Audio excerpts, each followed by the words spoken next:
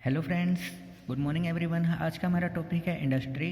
जैसे कि हम पढ़ चुके हैं कि बिज़नेस के बारे में, बिज़नेस के फीचर्स हमने पढ़े थे, रोल ऑफ प्रॉफिट पढ़ा था हमने, प्रोफेशन के बारे में पढ़ा हमने, एम्प्लॉयमेंट के बारे में पढ़ा हमने, और हमने और भी पॉइंट्स पढ़े थे। तो आज हम पढ़ेंगे इंडस्ट्री के बारे में।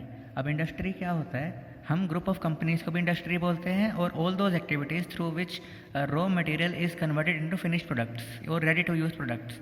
अब रॉ मटेरियल क्या होता है? कुछ भी कच्चा सामान। जैसे फिलहाल मान लो कि हमने खाना खाना है, तो हमारे लिए गेहूँ जो चीज़ है वो रॉ मटेरियल है। गेहूँ का आटा जो बनता है वो रेडी टू यूज़ प्रोडक्ट है या फिनिश्ड प्रोडक्ट हम उसे बोल सकते हैं। या उसको भी अगर प्रोसेस करके बनाया जाए, रोटी जो होती है वो एक फिनिश्ड प्रोडक्ट है जो कंज्यूमर के यूज़ की होती है। इसमें एग्जांपल लिखा हुआ है कि would is a raw material, table and chair is a finished product.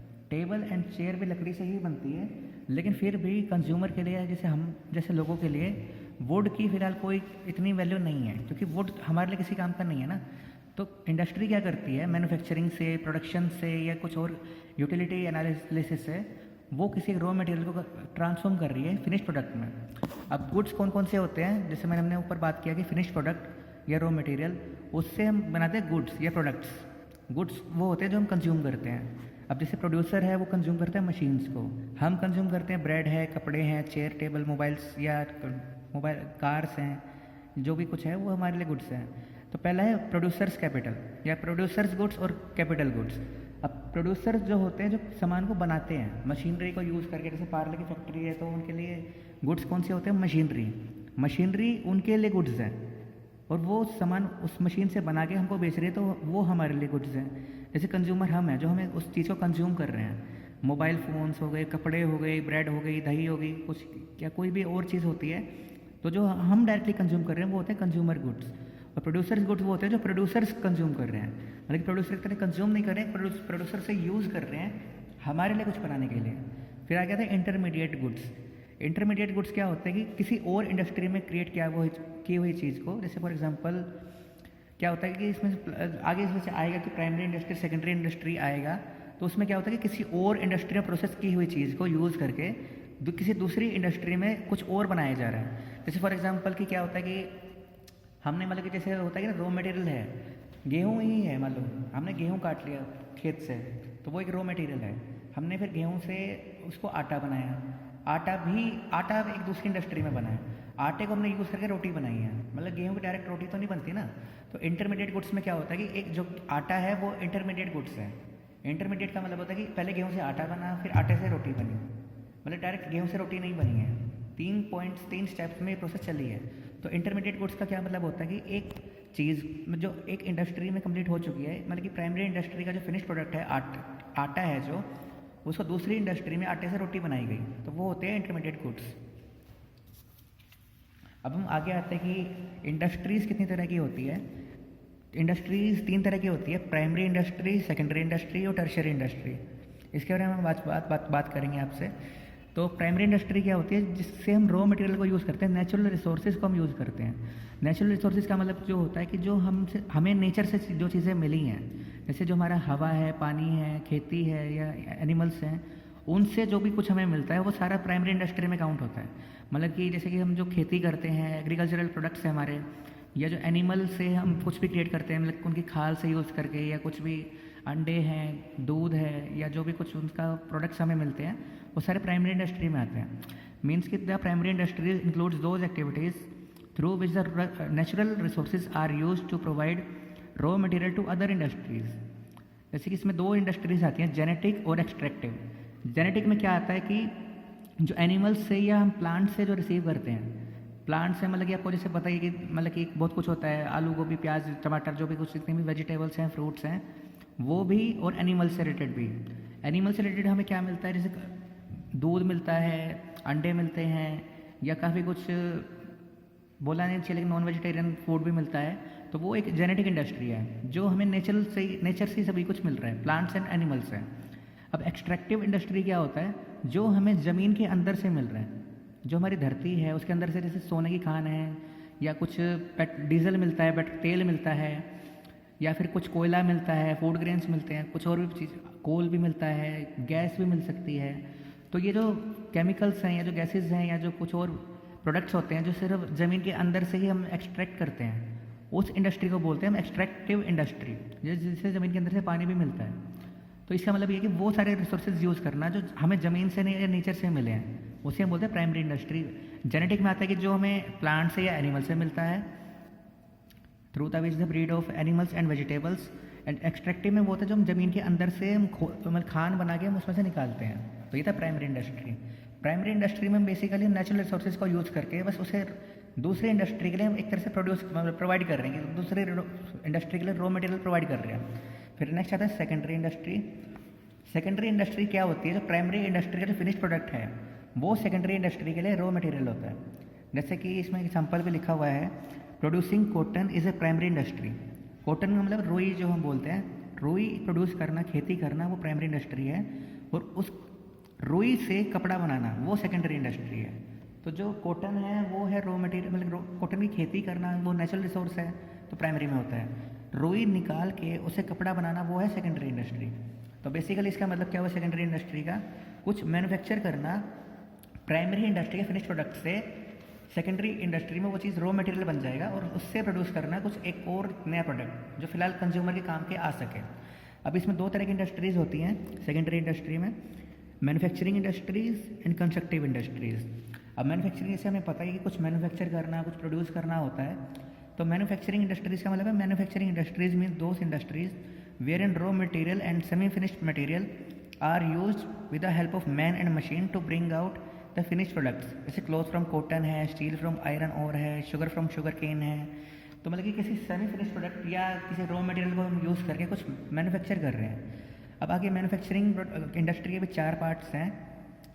Analytical industry. Analytical industry क्या होता है कि under this many things are manufactured out of one thing, मतलब एक ही चीज़ से बहुत सारी चीज़ें बनाई जाती हैं। जैसे क्रूड ऑयल आप सभी को पता ही कच्चा तेल होता है, कच्चे तेल से पेट्रोल भी बनता है, डीजल भी बनता है, गैसोलीन भी बनता है। तो सिर्फ एक ही चीज़ से बहुत सारी चीज़ें बनाई जाती हैं। जैसे हम अगर दूध का एग्जांपल भी ले सकते हैं, दूध से क्या बनता है? दही भी बनती है, पनीर भी बनता है, मलाई मक्खन सब कुछ बनता है। तो दूध भी एक तरह से एनालिटिकल इंडस्ट्री का पार्ट है, मतलब कि एक ही रॉ मटेरियल से बहुत सारी चीज़ें बना देना। आइसक्रीम भी बनती है जैसे कि।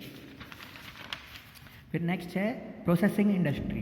Processing industry means all those industries wherein useful things are manufactured by making the raw material pass through different production processes। जैसे कि शुगर केन से शुगर बनाना, जैसे गन्ना होता है उसे चीनी बनाना, मतलब कि बहुत सारे ही प्रोडक्शन चैनल से उसे निकालना जाता है कि भाई पहले सफाई होती है, फिर क्लीनिंग भी होती है, फिर प्रोसेसिंग होती है, फिर उसके साथ केमिकल्स भी, प्रिजर्वेटिव्स भी ऐड होते हैं। इसका प्रोसेसिंग का मतलब होता है कि किसी भी चीज़ को प्रोसेस करना। प्रोसेस करने का मतलब है कि एक तरह से किसी को कुछ एक लंबी प्रोसेस से निकालना जिससे कि वो कुछ किसी के काम की चीज़ आ सके, जैसे गन्ने से चीनी बनाना। नेक्स्ट है synthetic industry. Under this industry many raw materials are mix to produce a finish product. Synthetic का मतलब होता है कि बहुत सारी चीज़ों को कंबाइन करके एक चीज़ बनाना। जैसे कि लाइमस्टोन है, लाइमस्टोन जिप्सम एंड कोल को मिला के हम सीमेंट बनाते हैं, या जैसे कि सीमेंट है, ईंट है, या सब कुछ बना के हम घर बनाते हैं। वैसे वो पार्ट कंस्ट्रक्टिव इंडस्ट्री का आ जाएगा, सॉरी यहाँ है कंस्ट्रक्टिव इंडस्ट्री का। सिंथेटिक में क्या होता है कि काफ़ी सारे रॉ मटेरियल को यूज़ करके कोई एक चीज़ बनाना। जैसे हमने एनालिटिकल में पढ़ा कि एक चीज़ से बहुत सारी चीज़ें बनाना, इसमें होता है कि बहुत सारी चीज़ों से एक चीज़ बनाना। जैसे कि मान लो कि हम एग्जाम्पल कोई बेसिकली लेना चाहिए होम यूज़ का, हम जैसे कि मैंगो शेक बनाते हैं, उसमें मैंगो भी है, चीनी भी है, आम भी, मतलब सॉरी दूध भी है, मिल्क भी है। तो ये सिंथेटिक इंडस्ट्री का प्रोडक्ट है, बहुत सारी चीज़ें यूज़ करके कोई एक चीज़ बनाना। Cement is manufactured by mixing limestone, gypsum and coal. इसका लास्ट पॉइंट है सेकेंडरी इंडस्ट्री का असेंबलिंग इंडस्ट्री। असेंबलिंग का मतलब होता है कि एक जगह पे इकट्ठा करना, मतलब कि in this category those industries are included where in the parts manufactured by different industries are assembled to produce new and useful product. जैसे आपके घर में कंप्यूटर होगा तो कई बार बोलते हैं कि आपने कंप्यूटर कौन सी कंपनी का लिया, तो कोई कहता है कि ये हमारा असेंबल्ड कंप्यूटर है, कि माउस किसी और कंपनी का है, सीपीयू किसी और कंपनी का है, मॉनिटर किसी और कंपनी का है। तो हमने सभी को एक जगह पे असेंबल कर दिया, जैसे कि कंप्यूटर प्रोडक्ट जो है तैयार हो पाया। जैसे में एग्जांपल भी साइकिल होता है, साइकिल में कई बार होता है कि स्पेयर पार्ट्स अलग अलग कंपनी प्रोड्यूस करती है, टायर्स किसी और कंपनी के हो सकते हैं, या स्टैंड जो होता है वो सीट या है, सभी कुछ अलग अलग कंपनी का हो सकता है। मतलब सभी कंपनी एक प्रोडक्ट्स को एक जगह पे कंबाइन करके एक नया प्रोडक्ट बना देना, उसे हम बोलते हैं assembling industry. In this category those industries are included where in the parts manufactured by different industries are assembled to produce new and useful product. तो ये है असेंबलिंग इंडस्ट्री। फिर हम नेक्स्ट आते हैं सेकेंडरी इंडस्ट्री के दूसरे पार्ट पे, कंस्ट्रक्टिव इंडस्ट्री। कंस्ट्रक्टिव का मतलब होता है कुछ कंस्ट्रक्ट करना, कुछ क्रिएट करना, कुछ बनाना, जैसे कि ब्रिजेस हैं, रोड्स हैं या बिल्डिंग्स हैं, रोड्स या डैम्स हैं, मतलब कि ईंटें यूज़ करके, लकड़ी यूज़ करके, लोहा यूज़ करके कुछ, मतलब कि कुछ कंस्ट्रक्टिव काम करना, रोड्स या कुछ ऐसा काम करना जो मतलब कि किसी ट्रांसपोर्ट के भी काम आता है या किसी बिल्डिंग्स भी क्रिएट करना। मतलब कि under these industries constructive work are done by using the things produce by other industries. Other industry से जो प्रोड्यूस किया है, जैसे लोहा है, जिप्सम है या सीमेंट है, उसको यूज़ करके कुछ कंस्ट्रक्ट करना। For example cement, iron, bricks, wood है, इनको यूज़ करके हम बिल्डिंग्स बना रहे हैं, ब्रिजेस बना रहे हैं, रोड स्टैम्प्स बना रहे हैं। एक तरह से हम कंस्ट्रक्शन का काम कर रहे हैं। लास्ट पार्ट है टर्शरी इंडस्ट्री। टर्शरी इंडस्ट्री को हम बोलते हैं सर्विस सेक्टर भी हम इसे बोलते हैं। जो प्राइमरी और सेकेंडरी में हमने क्रिएट किया है उससे हमने लोगों को बेचना भी तो है, लोगों तक पहुंचाना भी तो है। मान लो कि हमारा जो प्रोड्यूसर है वो मुंबई में है, गुड़गांव में है, अब कस्टमर हमारा रोहतक में है, दिल्ली में है। दिल्ली, अब मुंबई से सामान को दिल्ली तक पहुँचाना, तो वो होता है टर्शरी सेक्टर का काम, मतलब कि ट्रांसपोर्ट से। इसमें भी 5 चीज़ें होती हैं। टर्शरी में क्या आता है? Tertiary industries are those industries which help business to move under unhindered. Unhindered का मतलब होता है कि ऑब्स्टेकल फ्री, मतलब प्रॉब्लम्स फ्री, रुकावट से मुक्त होना। These days all services are called industries because for example transport industries, banking, जैसे 5 इसमें नाम लिखे भी हुए हैं। अब हाइड्रेंस होता है कि एक प्लेस से दूसरी प्लेस तक सामान को पहुंचाना, वो ट्रांसपोर्ट से पॉसिबल है। मतलब कि हमारा प्रोड्यूसर है चाइना में, कस्टमर है इंडिया में या श्रीलंका में, तो वो चीज़ हम ट्रांसपोर्ट से, ट्रांसपोर्ट जो एक तरह से सर्विस दे रहा है हमें, बिजनेस को भी सर्विस दे रहा है, कंज्यूमर को भी सर्विस दे रहा है। नॉर्मली बिजनेस को ही काउंट होती है, बिजनेस को सर्विस दे रहा है कि उसका सामान कस्टमर तक सामान पहुंच रहा है। फिर नेक्स्ट आता है फाइनेंस। अब फाइनेंस जो होता है, जो पैसा होता है, किसी भी बिजनेस की बैकबोन होता है, उसके बिना बिजनेस नहीं चल सकता है। तो वो जो बैंक्स होते हैं हमारे, वो कम बिजनेस को लोन प्रोवाइड करते हैं, फाइनेंस प्रोवाइड करते हैं, तो वो भी एक तरह से सर्विस है। बिजनेस को सर्विस मिल रही है बैंक से, तो वो टर्शरी सेक्टर में आते हैं, ट्रांसपोर्टेशन और बैंक्स। फिर अगला है हाइड्रेंस ऑफ रिस्क। मतलब कि हमारा जैसे कोई बिजनेस है, कुछ लकड़ी बनाने का या टेबल बनाने का, मोबाइल फ़ोन बनाने का, कार्स बनाने का, मान लो उसमें चोरी हो जाए, आग लग जाए या कुछ बारिश की वजह से कुछ सामान खराब हो जाए, हमारा तो रिस्क है ना, क्योंकि हमें टेंशन होती है हमारा सामान बिकेगा कि नहीं।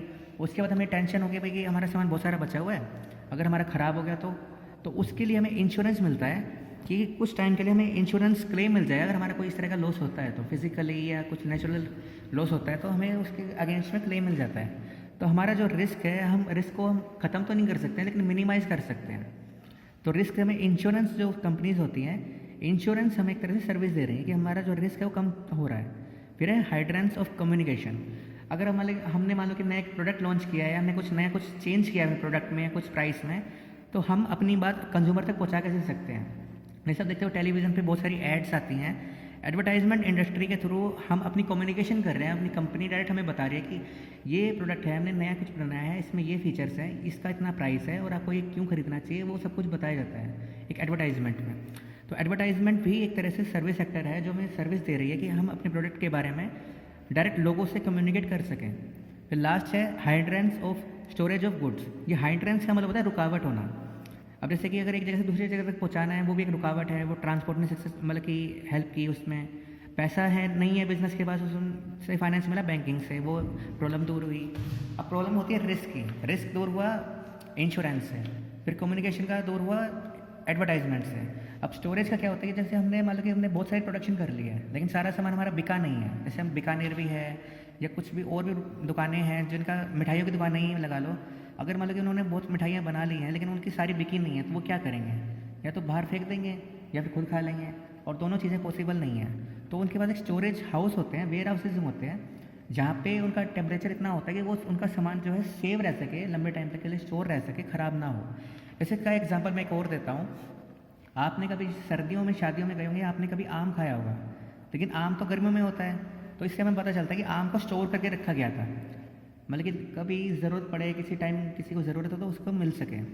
तो ये सारे 5 पॉइंट्स थे जो हमें सर्विस मिलती है बिजनेस से। अलग अलग ट्रांसपोर्टेशन सेक्टर है, बैंकिंग है, इंश्योरेंस है, एडवर्टाइजमेंट एजेंसीज हैं या वेयर हाउसिंग है।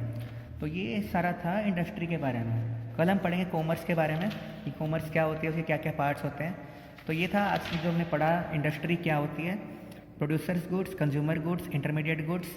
फिर हमने पढ़ा इंडस्ट्री के बारे में, primary, secondary and tertiary. For any queries please call me and message me. Thank you.